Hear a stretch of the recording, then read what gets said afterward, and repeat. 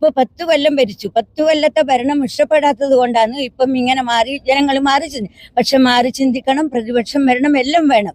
പക്ഷേ ഇനിയില്ല 5 കൊല്ലത്തെ ഭരണം എങ്ങനെയുണ്ട്? നിങ്ങൾ എന്ത് റിപ്പോർട്ടാണ് ഇതുവരെ പട്ടയം നൽകി പട്ടയം നൽകി താക്കോൽ കൊടുത്തിട്ടില്ലേ?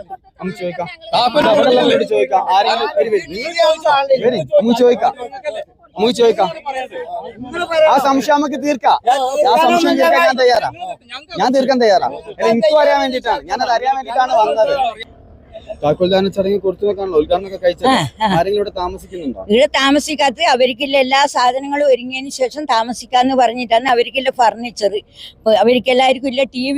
പിന്നെ DYFI പ്രവർത്തകരാണ് അവർക്കെല്ലാം TV കൊടുത്തത് അല്ലേ. ആക്രി വടക്കിയിട്ട് വിറ്റിട്ട് പൈസ കൊടുത്തു. പൊതിച്ചോറ് ഇന്നും DYFIയുടെ പൊതിച്ചോറ് തിന്നാണ് ആശുപത്രികളിൽ ജീവിക്കുന്നത് അല്ലേ. ഈ വീട്ടിലെല്ലാം സുഖസുന്ദരമായി ജീവിക്കാം. ഞാൻ എടുത്ത് ഇപ്പൊ താമസിക്കലായിട്ടില്ല എന്നാ നമ്മളെ വിശ്വാസം. താമസിക്കലായിട്ടില്ല. മുണ്ടക്കൈ ചൂരൽമല ദുരിതബാധിതർക്ക് നൽകാൻ വെച്ച ടൗൺഷിപ്പിലാണ് ഇപ്പൊ നമ്മളുള്ളത്. ഇതാണ് ഇവിടുത്തെ അവസ്ഥ. എല്ലാ സ്ഥലത്തും പണി നടന്നുകൊണ്ടിരിക്കുകയാണ്. റോഡുകളും വീടിലും ഒക്കെ എല്ലാ സ്ഥലവും പണി പൂർത്തിയായ വീട്ടിലേക്കൊന്ന് കയറാൻ വേണ്ടി ചോദിച്ചപ്പോൾ അവിടെ വർക്ക് ഇനിയും ബാക്കിയുണ്ട്, കയറാൻ പറ്റില്ല എന്നാണ് പറഞ്ഞിട്ടുണ്ടായത്. ഞങ്ങൾ ഇവിടെയുള്ള ആളുകളുടെ അഭിപ്രായം ആരായുകയും ചെയ്തു. ഇതാണ് ഇവിടുത്തെ അവസ്ഥ. ടൗൺഷിപ്പിന്റെ ഫുള്ള് പണി കഴിഞ്ഞ വീട് പറഞ്ഞേ ഒന്ന്.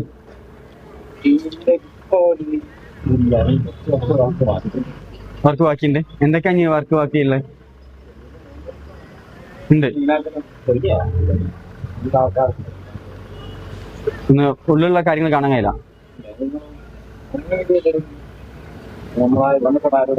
ഇനിയുണ്ടല്ലേ വർക്കുകൾ? ഓക്കെ, ശരി.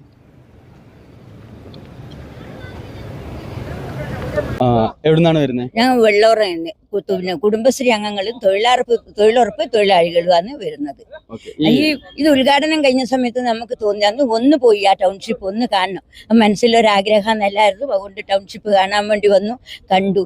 ഇത് ഇത്രയും മനുഷ്യനെ ചേർത്ത് വെച്ചൊരു ഗവൺമെന്റ് നാട്ടിലുണ്ടായിട്ടില്ല. ഇനി ഉണ്ടാവും ചെയ്യില്ല എന്നാന്ന് പറയാനുണ്ട്. പക്ഷെ അതിന് മുമ്പായിട്ട് ഒന്ന് പറയാനില്ല എന്നാന്ന് വെച്ചാൽ ഇപ്പൊ 10 കൊല്ലം ഭരിച്ചു. 10 കൊല്ലത്തെ ഭരണം ഇഷ്ടപ്പെടാത്തത് കൊണ്ടാണ് ഇപ്പം ഇങ്ങനെ മാറി ജനങ്ങൾ മാറി പക്ഷെ മാറി ചിന്തിക്കണം, പ്രതിപക്ഷം വരണം, എല്ലാം വേണം. പക്ഷേ ഇനിയില്ല 5 കൊല്ലത്തെ ഭരണം എങ്ങനെയുണ്ട് ആ ഭരണ നേട്ടം കണ്ട് നമുക്കും പഠിക്കാം. അത് കഴിഞ്ഞ് അടുത്ത ഭരണം അതുപോലെ പോവാ അല്ലേ. ഇത്രയും ഈ മുണ്ടക്കൈ ചൂരൽമല ഒരു നാട് രാവിലത്തേക്ക് ഒഴുകി പോവുക ചെയ്യുന്നു. വെളുപ്പിനാണ് മുഖ്യമന്ത്രിക്ക് വിളി വരുന്നു, ഇങ്ങനൊരു നാട് ഒഴുകിപ്പോയി. എന്തായാലും ചെയ്തേ. അന്നേരം തന്നെ മന്ത്രിമാരെല്ലാം വിളിച്ചു, എല്ലാവരും ആക്കി. എല്ലാവരും ഉടനെ അവിടെ എത്തണം, ചേർത്ത് പിടിച്ച് ഉണ്ടാക്കിയില്ല. ഇങ്ങനെ സുഖസുന്ദരമായിട്ട് താമസിക്കാം. നമ്മളൊന്നും ഇത്രയും നല്ലൊരു വീടോ കാര്യമോ ഇന്നുവരെ കണ്ടിട്ടില്ല. എൻ്റെ മോൻ ഒരു കഴിഞ്ഞ ആഴ്ച ഇവിടെ കാണാൻ വന്നപ്പോൾ ഒരു വീട് തുറന്ന് കാണിച്ചു കൊടുത്തു വരും. അപ്പോൾ ഓൻ പറയും, എൻ്റെ അമ്മയെ ഞാനൊന്നും ഇന്നുവരെ അങ്ങനത്തെ ഒരു ബാത്റൂം കണ്ടിട്ടില്ല, അത്രയും നല്ല ബാത്റൂമും കാര്യങ്ങളും. അപ്പൊ ഇത്രയും നല്ലൊരു വീട് ഇതെല്ലാം ചെയ്ത ഗവൺമെന്റിനെ എല്ലാരും കൂടി തട്ടി താഴെ ഇട്ടു. അപ്പൊ ഇനി ഗവൺമെന്റ്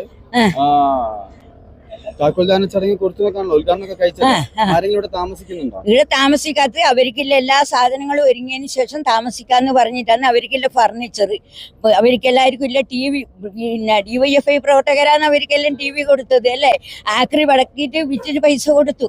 പൊതിച്ചോറ് ഇന്നും DYFIയുടെ പൊതിച്ചോറ് തിന്നാണ് ആശുപത്രികളിൽ ജീവിക്കുന്നത് അല്ലേ. ഈ വീട്ടിലെല്ലാം സുഖസുന്ദരമായി ജീവിക്കാം. ഞാൻ എടുത്ത് ഇപ്പൊ താമസിക്കലായിട്ടില്ല എന്നാ നമ്മളെ വിശ്വാസം. താമസിക്കലായിട്ടില്ല. ഞാൻ വല്ലാണ്ട് ഒന്നും കൂടി പറയാനുണ്ട്. തറക്കല്ലിട്ടും എടുത്തു വെച്ചു. തറക്കല്ലിട്ടും എടുത്തു വെച്ചോന്നാ നമ്മളെ നമ്മളെന്നാ സിദ്ദിഖ്. ആ സിദ്ദിഖിനാണ് 45,000 വോട്ടിന്റെ ഭൂരിപക്ഷത്തോടെ ഇടിയിലെ ജനങ്ങൾ കൊടുത്ത് ജയിപ്പിച്ച്. ഇവരെന്ത് മനസ്സിലാക്കിയിട്ട് കൊടുത്ത് ജയിപ്പിക്കുന്ന എനിക്ക് എന്തുകൊണ്ട് കൊടുത്താലും വോട്ടിന് തലേ ദിവസം 500 രൂപ ഓരോ കുപ്പി വെള്ളവും ഇവരെല്ലാം വീട്ടിൽ കൊണ്ടുകൊടുക്കും. അതാണ് നമുക്ക് പറയാനുണ്ട്. അതാ പറയണ്ട. അത് കൊണ്ടു കൊടുത്തു. അത് നമ്മ പറഞ്ഞറിഞ്ഞിട്ടുണ്ട്. നേരിട്ട് കണ്ടതല്ല, പറഞ്ഞു കൊടുത്തു. ഞങ്ങൾ വരുന്നത് വെള്ളോറ, മാതമംഗലം, കണ്ണൂർ ജില്ലയിൽ വരുന്നത്. കണ്ണൂർ ജില്ലയിൽ നിന്ന് ഓക്കെ. ആ. അപ്പോ ഇത്രത്തോളം ചെയ്തിട്ടും ആ. സിദ്ദീഖിന് വിജയം ലഭിച്ചു. ലഭിച്ചു. ഇനി 45,000 ചില്ലാൻ വോട്ടിന്റെ ഭൂരിപക്ഷ കൊടുത്ത് എന്ത് അറിഞ്ഞിട്ടാ കൊടുത്തതെന്ന് ഞാൻ പറഞ്ഞു. നമുക്ക് 500 കിട്ടുന്ന 500 രൂപ ഒരു കുപ്പി മദ്യവും അല്ല വലുത്. നമുക്ക് ജീവിതകാലം തേച്ച് താമസിക്കേണ്ട വീടാണ്. ഇത്രയും ചേർത്ത് പിടിച്ച ഒരു ഗവൺമെന്റിനെ താഴെ ഇറക്കരുതെന്ന് എല്ലാവരും വിചാരിച്ചില്ലെങ്കിൽ ഇതല്ലായിരുന്നു എടുക്കുന്നത്. ഇനി പിന്നെ കുറച്ച് 18 മാസം കുടിശ്ശികയാക്കി 600 രൂപ കൊടുക്കുന്ന പെൻഷൻ അത് തീരെ നിർത്തി. ഈ ഗവൺമെന്റ് കയറിയപ്പോഴാണ് അത് കൊടുത്ത് തീർത്തത്. ഇപ്പം കുറെ ആളെ മനസ്സിൽ 3000 രൂപ കൊടുക്കാന്ന് ഒരു വാഗ്ദാനം പറഞ്ഞു. ആ 3000 രൂപ ഒരു വ്യക്തി ചോദിച്ചാന്ന്. ആ 3000 രൂപ ചിലപ്പം ഓണം വിഷുവിനെല്ലാം പിണറായി സർക്കാർ 4000 കൊടുക്കുന്നുണ്ട് ഒന്നിച്ച്. അപ്പൊ ഒരു 6000 കിട്ടുമല്ലേ? ഞാൻ പറഞ്ഞു അത് സ്വാഹ. അത്ര ഇപ്പൊ പറയല്ലേ. ഇവര് ക്യാബിനറ്റ് കൂടട്ടെ. കിട്ടിയാക്കണം. ഇത് ഇവർക്ക് വിജയിച്ച് അല്ല എന്താ പറഞ്ഞേ? ക്യാബിനറ്റ് കൂടിയാ പിറ്റേ ദിവസം ആശാ വർക്കർമാർക്ക് 21,000 കിട്ടുമോ? നമുക്ക് കണ്ടറിയാം. നമുക്കത് കിട്ടുമെന്ന് കണ്ടറിയാം. 1000 രൂപ ADS ലെവലിക്ക്, 1000 രൂപ CDSന്, എല്ലാവരും വീട്ടമ്മമാർക്ക് 1000 രൂപ, എല്ലാവർക്കും പെൻഷൻ.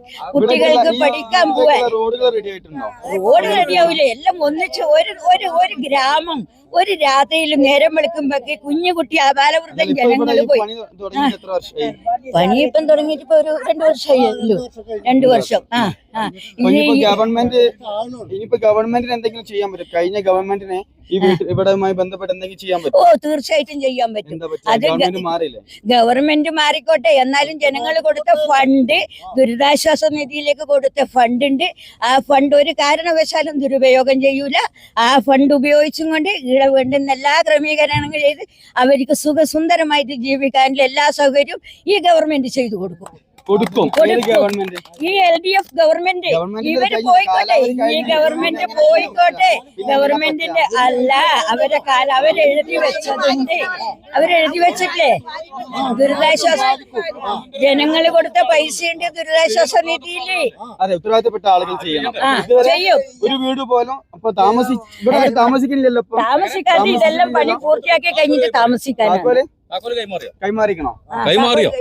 നിങ്ങൾ പറ. നിങ്ങളല്ലേ ആർക്കും കൊടുത്തിട്ടില്ല.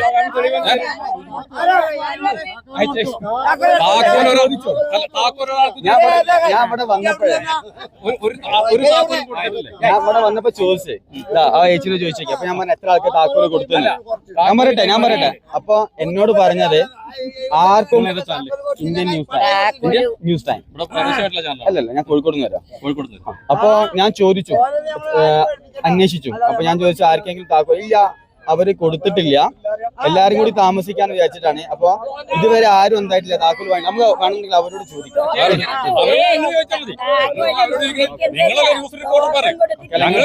ഞാൻ അറിഞ്ഞതാണ്.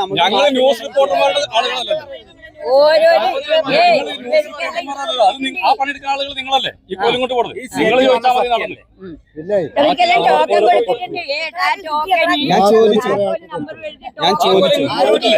നിങ്ങൾ എന്ത് റിപ്പോർട്ടാണ് ഇതുവരെ ഇവിടെ ഒരു താക്കോലും കൊടുത്തില്ല? പട്ടയം നൽകി. പട്ടയം നൽകി. താക്കോൽ കൊടുത്തിട്ടില്ലേ? നമുക്ക്